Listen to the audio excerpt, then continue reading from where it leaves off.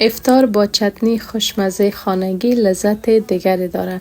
دوستا اگر میخواین که این چتنی خوشمزه را رسیپیش یاد بگیرین، حتما ویدیو را تا آخر ببینین.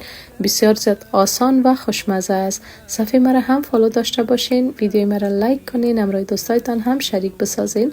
مواد لازم را برتان معرفی میکنم.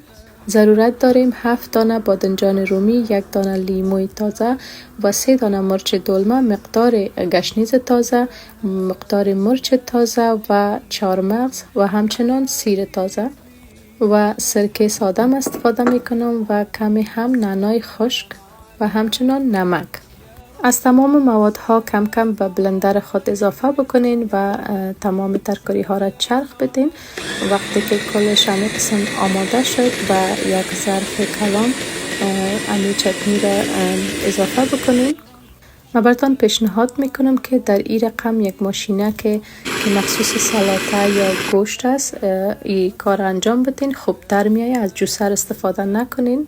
مواد ما آماده شد. 1 قاشق غذاخوری نمک، 1 قاشق غذاخوری پودر نعنا، مقدار آب لیمو و 2 قاشق هم از سرکه اضافه بکنین و تمام مواد را با هم مخلوط بکنین.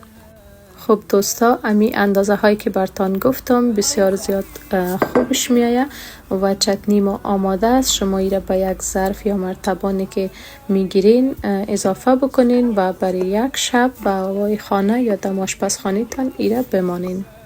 بعد از اون میتونین که به یخچال نگهداری بکنین و همیشه کم کم استفاده بکنین. واقعا بسیار خوشمزه آمده بود. دوستای عزیز حتما تیار کنین، آسان است دیگه. تشکر از حمایت همیشگی تان. واقعا دوستام و مدیونتان هستم که از صفحه ما همیشه حمایت کردین. تشکر از اینکه ویدیو را تا آخر دیدین.